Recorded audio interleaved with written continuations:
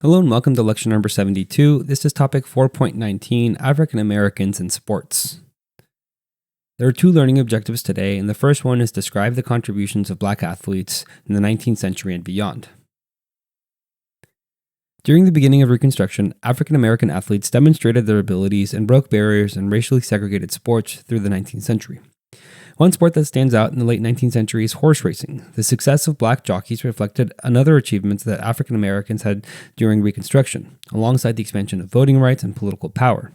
For example, during Reconstruction, over 2,000 African American men held public office at various levels of government, showcasing the progress made in civil rights.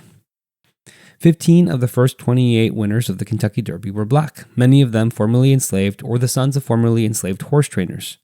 The very first Kentucky Derby in 1875 was won by Oliver Lewis, a black jockey who rode the horse Aristides. Lewis's winning time was 2 minutes and 37 seconds, and his prize money amounted to $2,850, which was a substantial sum at the time. In 1877, the winner was another black jockey, William Billy Walker. Walker later became a horse trainer and advisor to some of the most successful owners of the early 20th century. In the early 20th century, exclusions and limited opportunities for black jockeys led to their decline, with the profession nearly disappearing by the 1920s. This mirrored the overall rollback of Reconstruction-era gains, such as the Supreme Court's decision in Plessy v. Ferguson in 1896, which upheld segregation under separate but equal doctrine. As we see, this follows a similar pattern in other sports. For instance, Moses Fleetwood Walker, one of the first black professional baseball players, was pushed out of the sport by the 1890s due to the rising segregation in the sport. Hockey is another sport where African American athletes broke ground. In 1895, they established a colored hockey league of the Maritimes. This is significant because the black population in Halifax, Nova Scotia dates back to the late 18th century when formerly enslaved people resettled there after helping the British fight in the American War of Independence. They were promised their freedom regardless of the war's outcome, and the British created a settlement community for them in Halifax. The section of the town in which they lived was called Birchtown, named after Brigadier General Samuel Birch, who issued the Book of Negroes, a document listing freed black loyalists eligible for resettlement. This hockey league that they created predated the National Hockey League by about 20 years. All of the teams that participated in the league were located through the maritime provinces of Canada, including Nova Scotia, New Brunswick, and Prince Edward Island. The CHL was unique in that it was the first organized hockey league composed entirely of black players, marking an early example of black athletic excellence in a sport dominated by white players. Black players in this league helped drive the sport of hockey forward by pioneering play techniques such as the slap shot used by Eddie Martin and innovative goaltending techniques like dropping to the ice or using the butterfly style. The slap shot's now a staple of hockey. It was not widely used in mainstream leagues until decades later. The league declined in the 1920s due to discrimination, lack of funding, and limited opportunities. This mirrored racial barriers in other sports, such as the exclusion of black baseball players from Major League Baseball until Jackie Robinson broke the color line in 1947.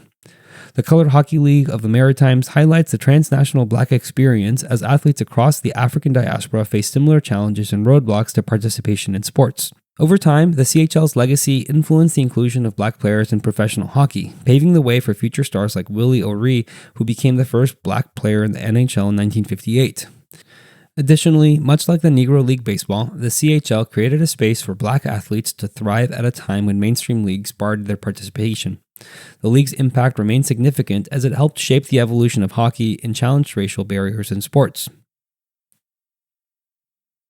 Next, we'll talk about African Americans in baseball, specifically the Negro Leagues. The exclusion of black players from Major League Baseball has its origins in the establishment of the color line, sometimes euphemistically referred to as the Gentleman's Agreement. There were black teams in the 1800s, starting with the Philadelphia Pythians in 1866, and the Cuban Giants in 1885 were the first professional black baseball team. The Pythians were founded by Civil War veteran Octavius Cato, and they were one of the first black baseball teams to challenge segregation, though they were denied entry into white leagues.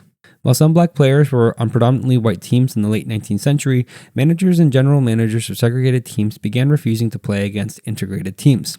As a result, professional teams systematically excluded black players from their rosters. One of the last black players in the early professional leagues was Moses Fleetwood Walker, who played for the Toledo Blue Stockings in 1884 before being pushed out due to racism. In 1920, the Negro National League was founded by Rube Foster to give black players an opportunity to compete at a higher level. Foster, often called the father of black baseball, envisioned the Negro Leagues as a showcase for black talent and a stepping stone towards integration. These leagues operated more on a regional basis than Major League Baseball due to limited resources and the difficulty of traveling. They eventually declined, and by the 1930s, the two major ones included a new iteration of the Negro National League and the Negro American League. Negro League games were particularly popular through World War II, when Major League Baseball was impacted by many players having to serve military duties. It's the same circumstances that helped the All-American Girls Professional Baseball League thrive from 1943 to 1954. Despite their financial struggles and continued discrimination, the Negro Leagues produced incredibly talented players, including Satchel Paige, Josh Gibson, and James Cole Papa Bell. Gibson's known as the Black Babe Ruth and was rumored to have hit nearly 800 home runs, though official records were not always kept or sometimes were lost. In 1947, Jackie Robinson finally broke through the color line as the first black player in Major League Baseball. He signed with the Brooklyn Dodgers and had a tremendously successful career. Robinson won the MLB Rookie of the Year award in 1947 and later became the league's MVP in 1949, making him one of the most influential figures in baseball history. In 2024, Major League Baseball recognized Negro League stats and incorporated them into their official records. Now, Hall of Famers like Willie Mays, Willard Brown, Roy Campanella, Larry Doby, Minnie Minoso, Satchel Paige, and Jackie Robinson have their Negro League achievements officially counted into MLB statistics, further elevating their place in baseball history. For example, Minoso's 150 hits with the New York Cubans lifted his career total to over 2,000 hits. Robinson's stats from his time with the Kansas City Monarchs increased his career totals to 1,567 hits, and Page's career wins from the Negro Leagues brought his total from 28 to 125, highlighting his dominance as a pitcher. Despite breaking the color line in 1947, there's a concerning trend today. Fewer black players are in Major League Baseball than there were 40 years ago. In the 1970s and 1980s, black players made up around 18 to 20% of MLB rosters, but as of 2023, that number has dropped to less than 7%. Another important black athlete who was also an activist and advocate in Major League Baseball was Curt Flood. His advocacy helped transform the free agency process and player contracts, giving athletes greater negotiation power in choosing where they wanted to play. Flood's refusal to accept a trade in 1969 led to a Supreme Court case, Flood versus Kuhn, in 1972, which laid the foundation for free agency, changing the economics of professional sports forever. Next, we'll highlight black Olympians. One of the most notable was Jesse Owens at the 1936 Berlin Olympics, where he won 4 gold medals in the 100-meter, 200-meter, long jump, and 4x100-meter relay. This feat went unmatched until another black athlete, Carl Lewis, won the same number of gold medals in track and field at the 1984 Olympics in Los Angeles. Owens' victory at the Olympics held in Nazi Germany directly challenged Adolf Hitler's racial theories of Aryan superiority. Hitler had intended the 1936 Games to showcase German dominance, but Owens' achievements humiliated the Nazi regime on the world stage. After his victories, Owens was not invited to meet and shake hands with Hitler, unlike other gold medalists at the events that the dictator attended. However, what is less commonly remembered is that Owens also faced discrimination upon his return to the United States. He was not invited to the White House by President Franklin D. Roosevelt, even though other American Olympians were honored. Instead of receiving endorsement deals or lucrative opportunities, Owens had to work odd jobs, including racing against horses, to make a living. Another black Olympian who broke barriers was Wilma Rudolph at the 1960 Olympics in Rome. She became the first American woman to win 3 gold medals in track and field, claiming victory in the 100-meter, 200-meter, and 4x100-meter relay. Born prematurely at just 4.5 pounds, Rudolph overcame polio as a child and worked tirelessly to rehabilitate her weakened leg, eventually becoming the fastest woman in the world. When she returned home to Tennessee after the Olympics, she insisted that her homecoming parade be integrated, making it one of the first desegregated public events in Clarksville, Tennessee. 2 more modern Olympians who have broken through racial barriers and ushered in an era of dominance are Simone Biles and Gabby Douglas. They compete in gymnastics, a sport traditionally dominated by white athletes. Both have helped make the sport more inclusive and have pushed the boundaries of what is possible by introducing more difficult stunts and flips, many of which have yet to be successfully attempted or recreated by other top gymnasts. For example, Biles joins only 5 other male gymnasts to successfully complete the Yurchenko double pike vault, a move so difficult that it has been given a high-risk classification in gymnastics scoring. Biles has dominated the sport since the 2010s, tying the record for the most Olympic gold medals won by a female gymnast at 7, with a total of 11 total Olympic medals. She also holds the record for the most world championship medals at 30, making her the most decorated gymnast in history. Gabby Douglas herself has won 3 gold medals across 2 Olympic Games, becoming the first black woman to win the all-around title in 2012. Their success follows in the footsteps of Dominique Dawes, who in 1996 became the first black woman to win an Olympic gold medal in gymnastics as part of the Magnificent Seven's U.S. team. Biles and Douglas have not only redefined gymnastics, but have also inspired a new generation of diverse athletes to pursue the sport. And the second learning objective is explain how African American athletes in the 20th and 21st centuries have contested discrimination and advocated for racial equality. Through their participation in sports, African American athletes have helped break barriers and promote racial equality. Some of the earliest athletes to challenge racial barriers include Marshall Major Taylor in cycling during the late 19th and early 20th centuries. He competed in a sport dominated by white athletes and faced severe racism through his career. Despite being barred from many competitions and often being physically attacked during races, Taylor persevered. His most significant achievement was his world championship win in the 1-mile sprint in 1899, making him the first African American to win a world cycling title. Jack Johnson is another trailblazing athlete. He was a heavyweight boxer who first won the heavyweight title in 1908. This was significant because up until that point, black boxers had not been given the opportunity to fight for a title. Johnson only got his chance because he was so dominant in all of his other fights.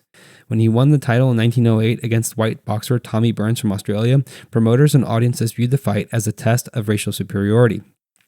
In 1910, the boxing world launched a search for a great white hope to defeat Johnson and restore white dominance in the sport. Former champion Jim Jeffries came out of retirement to reclaim the title, but was defeated by Johnson, sparking race riots across the United States. In over 25 cities, black communities celebrated while white supremacists responded to the violence, leading to deaths and injuries. Beyond his achievements in the ring, Johnson challenged social norms by having relationships with white women, which made him a target. In 1913, he was convicted under the Mann Act, a law intended to curb human trafficking, but often used to target black men in interracial relationships. Johnson fled the U.S. to avoid imprisonment, spending years in exile before returning in 1920 to serve a sentence. In tennis, 2 black athletes stand out. The first is Althea Gibson, who became the first African American woman to compete in the U.S. National Championships, now the U.S. Open, in 1950. In 1956, she won the French Open, becoming the first black player to win a Grand Slam title. Gibson's dominance continued as she won both Wimbledon and the U.S. Open in 1957 and 1958, becoming the first black champion of those prestigious tournaments. Throughout her career, she won 11 Grand Slam titles, including singles and doubles championships. Her impact extended beyond sports as she later became a professional golfer, breaking barriers in a second sport. Arthur Ashe was the first African American man to win a Grand Slam title, capturing the U.S. Open in 1968. Ultimately, he won 3 Grand Slam titles, adding the Australian Open in 1970 and Wimbledon in 1975. Ashe was also a vocal civil rights activist, using his platform to protest apartheid in South Africa, and advocated for education and later raised awareness about HIV/AIDS after being diagnosed with the disease. We will also discuss athletes who have used their platform to advocate for racial equality. Future slides will cover Muhammad Ali, Tommie Smith, John Carlos, and Colin Kaepernick. Additionally, we will highlight Serena Williams and Australian Nick Kyrgios. Both athletes have called out double standards in professional tennis. Williams has criticized the fines and penalties imposed on her for outfit choices and emotional reactions, while other players are not penalized for similar infractions. For instance, after the 2018 U.S. Open final, she was fined $17,000 for challenging the umpire, sparking a debate about gender and racial bias in tennis officiating. Meanwhile, Nick Kyrgios, who has developed a reputation for fiery temper on court, has complained that other players are not similarly penalized or vilified for challenging court officials. Kyrgios has also been outspoken about racial injustice, publicly supporting the Black Lives Matter movement and condemning racism in sports. Both athletes have used their platforms to highlight personal causes too. Serena Williams has drawn attention to the discrepancies in maternal health care for black women, particularly after her own near-death experience during childbirth. Black women in the U.S. are nearly 3 times more likely to die from pregnancy-related complications than white women, an issue Williams has worked to address. Meanwhile, Kyrgios has openly discussed his struggles with mental health and advocates for athletes to prioritize mental well-being. In 2022, he revealed that he had suffered from depression and self-harm, emphasizing the need for better support systems for athletes. Both athletes have supported Black Lives Matter and operate foundations that promote education, community development, and opportunities for underprivileged youth in sports. Williams' Yatunde Price Resource Center provides support for victims of violence, while Kyrgios' foundation helps underprivileged children access sports and education. Now we'll continue discussing Muhammad Ali, whose birth name was Cassius Clay. Ali rose to fame after the 1960 Rome Olympics, where he won the boxing light heavyweights title. At just 18 years old, he displayed incredible speed and skill, which made him a rising star in the sport. Shortly after returning to the United States, he met Malcolm X and converted to the Nation of Islam, adopting Muhammad Ali as his new name and rejecting what he called his slave name.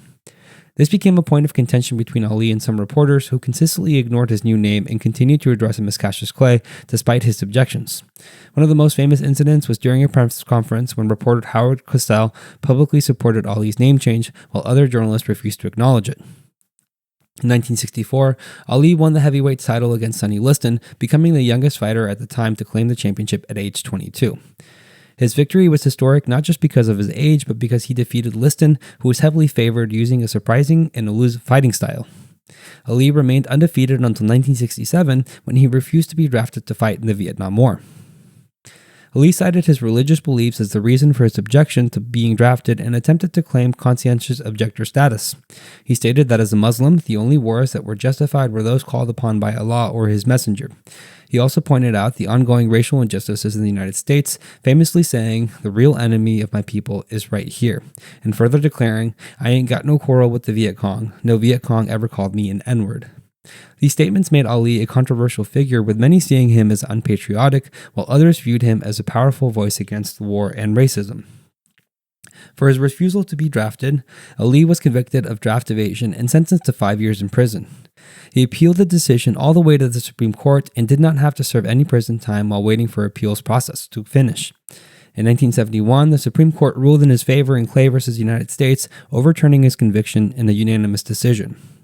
However, Ali still faced significant consequences in the world of boxing. His boxing license was revoked, and he was stripped of his title, and he had to serve a 4-year ban from the sport, costing him some of his prime fighting years. Despite the setback, he later returned to reclaim his title. In 1974, Ali made a dramatic comeback in the historic fight against George Foreman in Zaire, an event nicknamed the Rumble in the Jungle. Using his now famous rope-a-dope strategy, Ali absorbed Foreman's powerful punches, allowing his opponents to tire out before knocking him out in the 8th round. The victory solidified Ali's legacy as one of the greatest boxers of all time. Next, we move on to the Black Power salute given by Tommie Smith and John Carlos at the 1968 Mexico City Olympics. Smith and Carlos were originally part of the Olympic Project for Human Rights, or the OPHR, which was organized by Professor Harry Edwards at San Jose State University. The OPHR was formed in response to racial discrimination in sports and broader injustices faced by Black Americans. Edwards proposed that all Black American athletes boycott the 1968 Olympics unless certain demands were met. Their demands included the banning of South Africa and Rhodesia from competing in the Olympics because they were white minority-led governments that instituted discriminatory policies like apartheid. They also wanted the restoration of Muhammad Ali's boxing titles, which had been stripped due to his refusal to be drafted into the Vietnam War. They wanted the removal of the IOC, or the International Olympic Committee president, Avery Brundage, who was known for making discriminatory and anti-Semitic remarks. They wanted the hiring of more Black coaches for the U.S. Olympic team, which at the time there was only one. And they also wanted the inclusion of Black members on the U.S. Olympic Committee, which at the time had none. The vote among Black athletes who were projected to compete in the Olympics ultimately failed. The boycott required a 2/3 majority vote among Black athletes, but the group was nearly evenly split. Despite the failed boycott, Smith and Carlos, who were among the favorites to win medals, still planned to make a statement. During the Olympic trials, Carlos set a world record in the 200 meters, though it was later disallowed because of the types of spikes he wore, while Lee Evans, another co-founder of the OPHR, broke the 400-meter world record. The trials were held at a specifically constructed track in Echo Summit, California, at high altitudes to mimic the conditions in Mexico City. Due to the thinner air and lower air resistance at high altitudes, sprinters were able to record faster than average times, which contributed to multiple world records being broken at the trials and later on at the Games. In the actual Olympic 200-meter race, Tommie Smith, who had lost to John Carlos in the Olympic trials, won gold, while Carlos finished third. Smith set a time of 19.83 seconds, becoming the first man to officially break the 20-second barrier in the 200-meter. His record lasted for another 11 years and may have even been faster had he not begun celebrating in the final 10 meters of the race. When it came time to accept their medals on the podium and stand for the national anthem, Smith and Carlos staged their historic protests. Both raised their fists in a Black Power salute, wearing black gloves, Smith on his right hand and Carlos on his left hand. They also removed their shoes, standing on the podium in black socks. Smith later explained in an interview that his right hand represented the power of Black America. Carlos's left hand symbolized Black unity, and together they formed an arch of unity and power.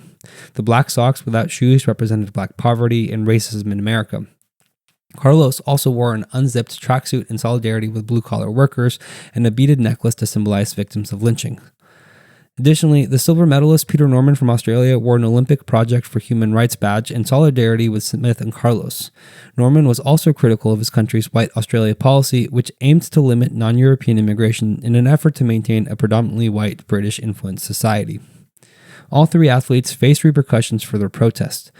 The U.S. Olympic Committee issued a formal apology to the IOC and suspended Smith and Carlos, demanding that they leave the Olympic Village.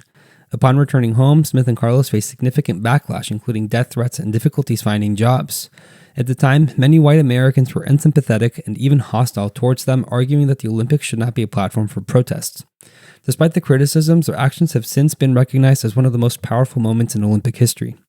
Peter Norman also faced consequences. Despite meeting their qualifying time for the 1972 Olympics, he was left off the Australian team as punishment for supporting Smith and Carlos. He was later ostracized in his home country, but remained committed to human rights advocacy. In a sign of deep friendship, when Norman passed away in 2006, both Smith and Carlos served as pallbearers at his funeral. And finally, we'll talk about Colin Kaepernick and his national anthem protest, which began in 2016. For some background, Kaepernick took over the starting quarterback role for the San Francisco 49ers in 2012 after starter Alex Smith suffered an injury. During that season's playoff run, he set an NFL record for rushing yards by a quarterback in a playoff game with 181 yards and led the team to Super Bowl 47, where they narrowly lost 34-31 to the Baltimore Ravens. In 2016, Kaepernick began kneeling during the national anthem to protest police brutality and racial injustice. His protest occurred in the wake of several high-profile deaths of unarmed Black men at the hands of police officers, sparking nationwide debates about law enforcement and racial inequality. Some of the incidents that have influenced his activism included Michael Brown in 2014, who was shot and killed by police in Ferguson, Missouri, which led to 2 weeks of protest and unrest. Also in 2014, Eric Garner, who died after being placed in a police chokehold while being confronted for selling loose cigarettes. His final words, "I can't breathe," caught on video, became a rallying cry for protest against police brutality. 2014 was also the year in which Tamir Rice, a 12-year-old boy, was shot and killed by police in Cleveland, Ohio, while playing with a toy gun in a park. Officers opened fire within 2 seconds of arriving. In 2015, Freddie Gray died at the hands of police when he suffered a fatal spinal injury while in police custody in Baltimore, Maryland. His death led to a large-scale protest and riots after none of the officers involved were convicted. Alton Sterling in 2016 was shot and killed by police in Baton Rouge, Louisiana, while pinned to the ground outside a convenience store. And in 2016 as well, Philando Castile was shot and killed during a traffic stop in Minnesota while reaching for his wallet after informing the officer that he had a legal firearm. His girlfriend live-streamed the aftermath on Facebook, and despite graphic evidence, the officer who shot Castile was acquitted. Initially, Kaepernick sat during the national anthem, but after speaking with Nate Boyer, a former Army Green Beret and NFL player, he decided to kneel instead, believing it was a more respectful way to protest while still drawing attention to the issue. This act of kneeling, inspired by military traditions of honoring fallen soldiers, became a powerful symbol of resistance. His protest gained widespread attention and was soon adopted by other athletes in the NFL, NBA, WNBA, and soccer leagues, with players kneeling in solidarity. However, Kaepernick faced heavy criticism from political figures, including then-presidential candidate Donald Trump, who called on NFL owners to fire players who kneeled, saying, "Get that son of a B off the field right now, he's fired." Following the 2016 season, Kaepernick became a free agent but was blackballed from the NFL. Despite being a solid quarterback and numerous teams having openings due to injuries, he found himself unable to find a team. In 2019, he settled a lawsuit against the NFL, alleging that owners had colluded to keep him out of the league. Kaepernick's activism helped kickstart a modern wave of athlete activism, which gained further momentum in 2020 after the police killings of George Floyd and Breonna Taylor. His protest became a defining moment for the Black Lives Matter movement and transformed conversations about the role of athletes in social justice. He remains a symbol of resistance and has partnered with Nike to launch programs focused on racial justice. His Know Your Rights campaign educates young people on their rights when interacting with law enforcement, and he continues to support initiatives aimed at criminal justice reform. And finally, here's a recap. Black jockeys dominated the sport of horse racing shortly after the Civil War and Reconstruction. The Colored Hockey League of the Maritimes gave black athletes the opportunity to showcase their skill in a sport dominated by white athletes. The baseball Negro Leagues were created as a result of black players' exclusion from professional baseball, and the color line was broken in 1947 by Jackie Robinson. Black Olympians have broken racial barriers and acted as inspiration for future black athletes, and athletes who advocated for change and end discrimination include Muhammad Ali, Tommie Smith, John Carlos, and Colin Kaepernick. Thank you for watching. If you would like to watch the next lecture, click the thumbnail on the screen. And if you would like more resources to help you study, you can visit apushlights.com/AFAM. I wish you the best of luck with your studies, and I hope to see you back on the next lecture.